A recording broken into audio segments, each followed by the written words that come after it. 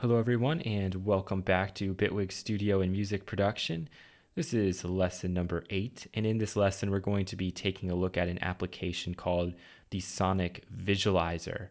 So Bitwig Studio is great, and I think as we move forward it's going to serve as a great educational tool, not only for me but for tons of people in the future.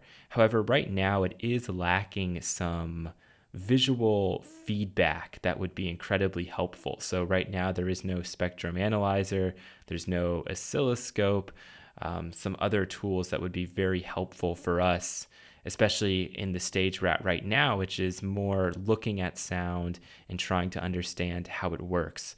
We looked at Audacity in the last video and zoomed in so close we could see the individual sample points. So I just couldn't resist but showing you guys this application called the Sonic Visualizer.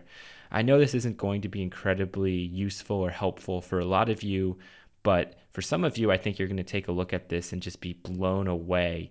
And if you're super interested in sound like I am, what they say here is that the aim of this Sonic Visualizer is to be the first program you reach for when you want to study a musical recording rather than simply listen to it. So I'm going to show it to you guys and we're going to have a little bit of fun with it. First things first, though, this was developed by the Center for Digital Music at Queen Mary at the University of London. And so if you guys want to check out their site here, it's a really, really cool website. And you're going to be blown away by some of the research these people are doing, like literally blown away. In some cases, it's probably going to go way, way over your head. So I've looked at this website for a while. I've been here a number of times. They do have some free seminars on their website, and if we just read maybe the first 3 topics, you're going to see just how crazy this is. So the first one here, automatic transcription of polyphonic music exploiting temporal evolution. Oh my goodness. Emotions induced by music, psychological mechanisms and some contributing factors. Modeling and predicting emotion in music. So really some complex cutting edge stuff. And here you were thinking we were going to be making a Skrillex bass line today. Nope, we're going a little bit deeper. So again, I know this may not be that interesting to a lot of you, but to those of you who are really just interested in sound, how it works, this is a great website and a great resource for you, even if some of the things they're talking about go way over your head. So let's look at the software, the Sonic Visualizer. To download it, it's really simple. I'll post all the links in the description for the video like always, but you can just select get it here, and there's a version for Linux, OS X, and for Windows. So I'm working on a Mac, so I'll be in OS. The last thing I wanted to mention before I open it up is that there also is a reference that I'll link to.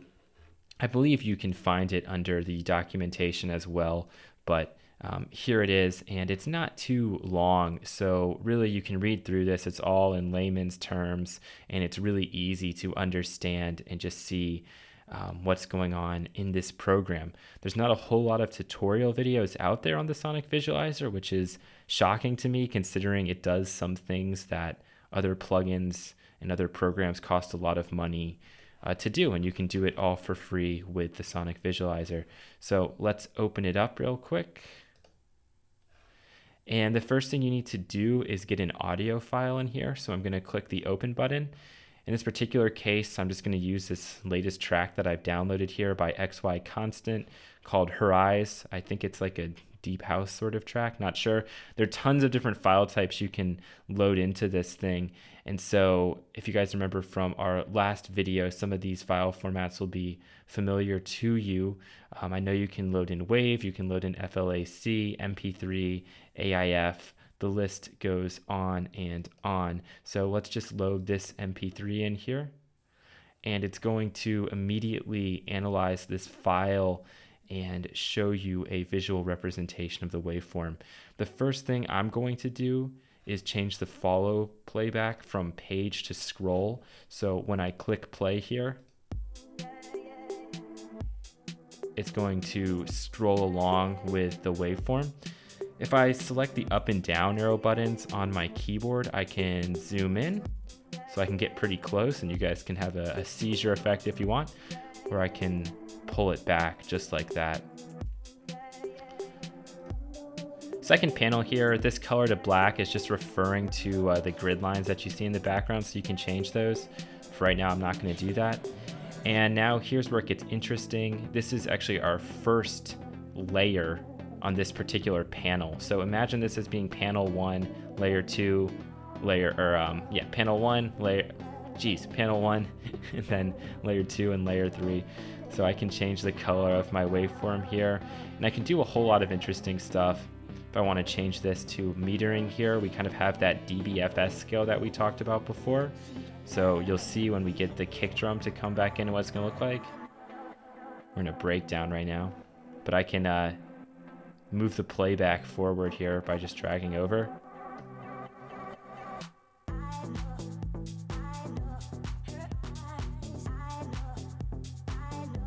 Pretty cool.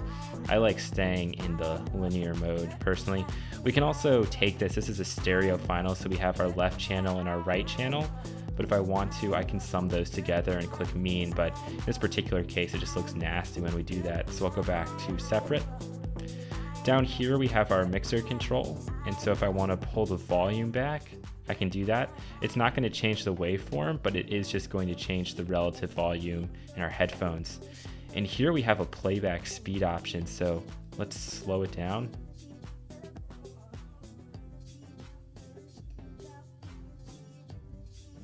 It actually sounds really good for a tool like this, considering how much we've slowed it down. I can double click it and I can just type back in 0. And now we're back to our original playback speed, just like that. So I'm gonna stop the file for right now. Let's zoom back out. Stop the file. If I want, I can loop a certain section. It's not going to be snapping to a grid or anything like that, but I can loop something if I use this pointer tool. Let's grab a selection here. And then I'm just going to have to click this constrain playback to selection and loop the playback. So now when I click play,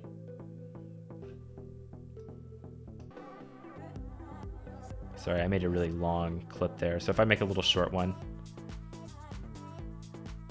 and then again, I could slow it way down. If I want to, I could zoom in, see exactly what's happening. Okay, very cool. Let's just revert this stuff back real quick. Turn off our loop, turn off our file, go back to the pointer tool. All right, so this program works by having different panes. And so if I click add new pane here, what I'm going to get is a second area. And this area we can use for a variety of things, but again, it's going to be analyzing this same waveform. Be careful the number of panes you put down. In our example here, I'm probably not going to have too many things running because it will crash on you. It takes up a lot of CPU and will take up a lot of file space, but that's what you're going to expect from something that's analyzing an audio file in real time, like what the Sonic Visualizer does. But just so you could see, if I wanted to, I could add multiple panes here and I can delete them and I can resize them as well. So if I want to bring this one up, I can bring that one up, or I can bring it way down, just like that, okay? This at the bottom here, this is how we can navigate through the WAV file. I don't know how to change it from that green color, but I really hate that green color. Not sure there's a way to do it, but I guess it is what it is in that situation. So what I'm gonna do here is show you guys a few of these tools here. So I'm gonna go to pane and I'm gonna select add spectrogram. For her eyes, the channel's mixed. And you notice there did a quick little analysis of the file, and now we have a spectrogram that's going to go at the same time as the WAV file. So what I can do again is go back to this first setting, and I'm going to change it to scroll so that these two will play back together in time if I select play here. Nice, and I can even zoom in here. So what the spectrogram is attempting to do is it's looking for the frequency content, and where it's darker, there's more power at that area. So you'll see when the kick drums come in, unfortunately, I have no way of scrolling this down. That's a big limitation. So like 86 hertz is the lowest frequency we can see at this point. kind of frustrating, but I don't know how to like really change that to make that larger. But you'll see when we play through this file. Let's jump to where the kick drum comes booming in. So you can see the bass line. That's where most of the energy in this file is, and that's why this is a much darker color. And as we go up the frequency spectrum, the color is going to become lighter and lighter in some areas and darker in others. So I'll give you guys another example of a spectrum analyzer in just a second, but this is pretty cool. You can also change the color, so we can do like a sunset look. Very sexy. White on black, kind of looks like Blair Witch Project. Black on white, just the reverse. Red on blue, yellow on black. And then maybe we could change this to yellow. Let's get some matching going on. Wait, there is no yellow. Let me add a new color. Darken up a little bit.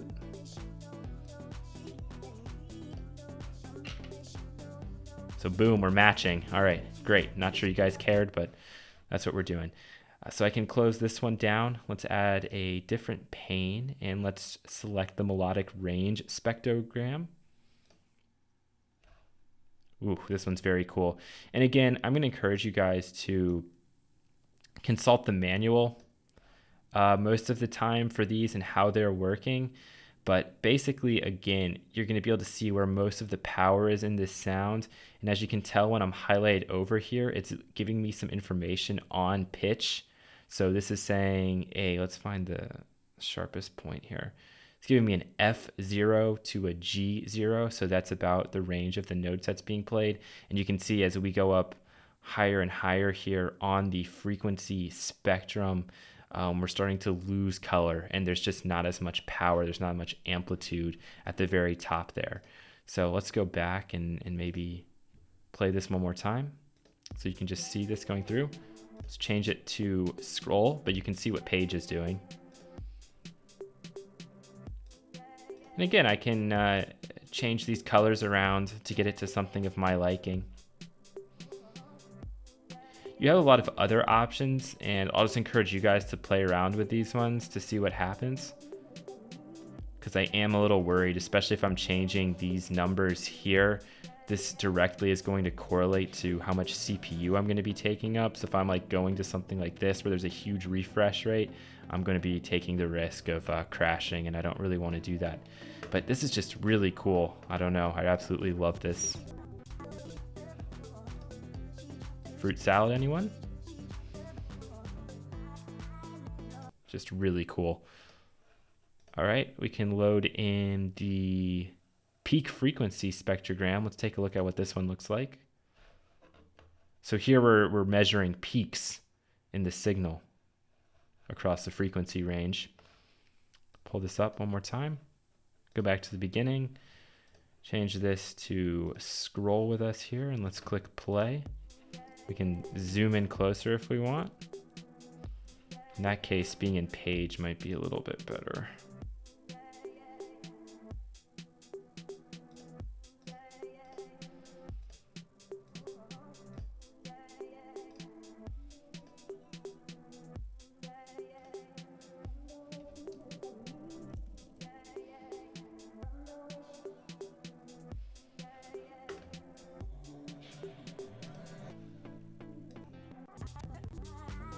Let's go to this little breakdown, see what happens.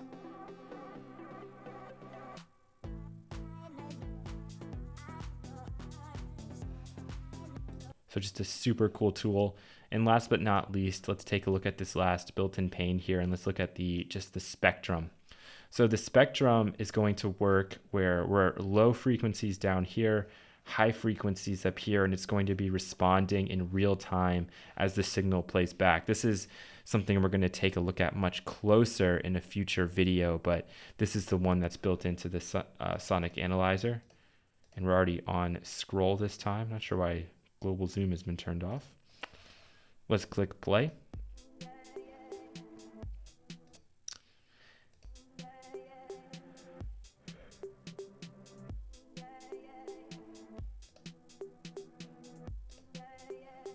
Put a black background. Again, I can choose some different settings here if I wanted to. Log is probably going to be the best in this case. We could choose blocks. So that looks a little bit like something you'd see like on a home stereo system. Also colors, pretty cool, pretty cool. If we change it to sunset. And here again, I could up this rate a little bit. Okay, I'm gonna risk it. Let's see what happens. This should give us a little bit more clarity, something a little bit more accurate.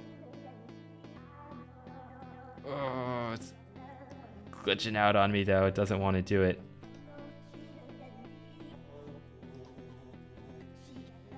I better go back just to be safe. But if you go way up here, you're gonna get a really clear image across the frequency spectrum. All right, last but not least, let's show you a few of the interesting transform tools. So transform is going to do some analyzing on the audio signal, and I'm going to show you just a couple of neat ones. Of course, I want you guys to take some time to experiment with this yourself. So let's add a new pane, and now I'm going to select transform. Let's go to key and tonality. Is this the one I want to use? No, I think I want to use notes. We'll go to the chordino, the chord estimate. And what this is going to attempt to do is analyze the file for any chords, any harmonic elements to the track. And it's going to see how, let's see how the Sonic Visualizer does with this. You're going to see that it's processing the signal down here, so don't freak out. It's just going about its business. We'll wait for it to finish. And I found with the chord finder here that sometimes it can do a very good job and sometimes it won't do such a good job. But with a deep house song like this, where there are those definite chord shifts, those bum, bum, bum, bum, bum, bum, bum, bum, it's going to do a pretty good job. But you do have to make sure that you zoom in close enough to actually see the chords. And it's also going to make a click noise every time it perceives a chord change. So let's go to scroll. And we're going to zoom way in, and you can now see these are the chords that it thinks it's going to be playing. So let's play back and just see what happens. Right here, it's not really doing the best of jobs,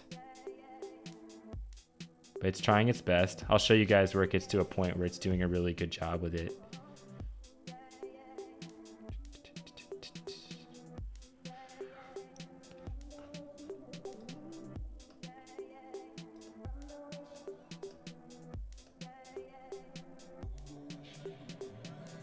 So right here, boom, boom, boom, boom.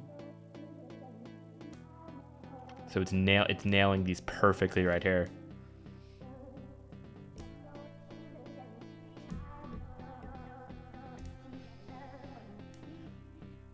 Oop, little mistake.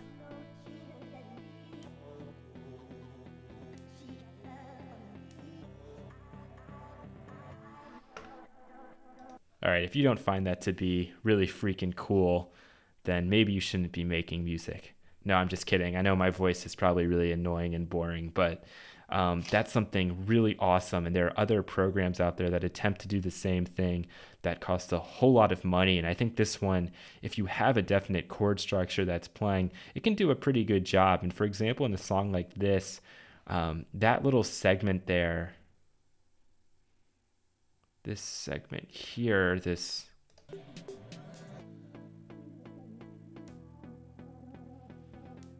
kind of the hooky segment from the song anyway. So that's what you're going to remember. And that's probably the chord riff that you're going to want to take or borrow or reuse in some other way. So that's what that particular transform setting does. Let's add a new pane. I'm going to show you guys one more pretty cool one. It's going to go in the notes again, I think. Let's select polyphonic transcription.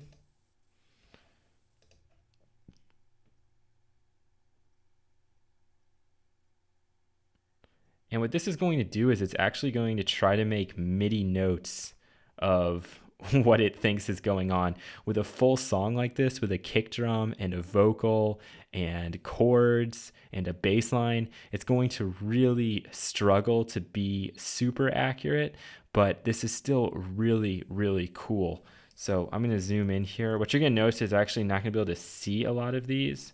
So instead of auto align, I'm going to select MIDI notes, and it's going to bring it up into something that is a little more useful for us so we can pretty much see everything that's going on. Now, when I click play here, it's going to play back also with a piano tone, and I'll show you guys how to turn that on or off really quick. So let's click play.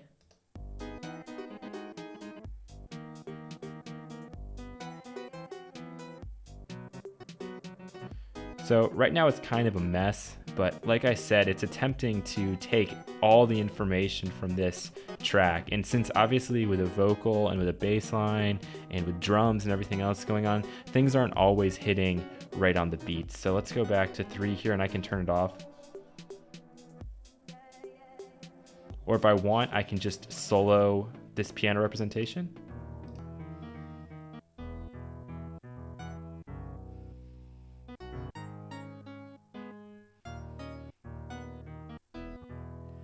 So yeah, not perfect, but not terrible either. You're kind of getting the gist of the track. Let's put back in the real song.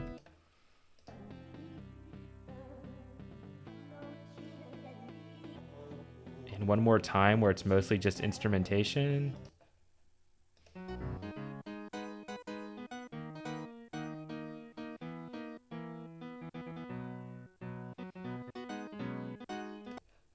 Okay. So there are tons of other transform options here. I'll leave them to you to play around with, but in the next video, we're actually going to talk about plugins, and we'll talk about the plugins that are used with this particular program, but then we'll also talk about the other basic plugin types that you're going to be using with Bitwig. So thank you guys for watching this video. I hope this was helpful and interesting, and I do encourage you guys to mess around, play around with this program, and leave any comments or questions that you might have. So thank you guys for watching.